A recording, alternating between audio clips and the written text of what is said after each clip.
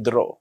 Sapagkat sukat na ang nakaraang panahon upang gawin ang hangad ng mga hentil at lumakad sa kalibugan, sa mga masamang pita, sa mga paglalasing, sa mga kalayawan, sa mga kayamuan, at sa kasuklam-suklam na pagsamba sa mga Diyos-Diyusan. Ayon sa Biblia, yung pagsamba sa Diyos-Diyusan, kasuklam-suklam.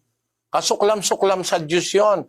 Ano sabi ng Biblia tungkol sa Diyos-Diyusan? 115:4, 8 ng awit. Pakibasa.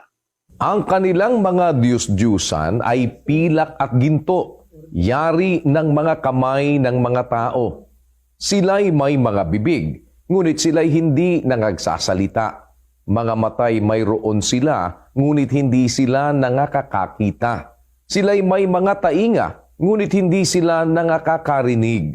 Mga ilong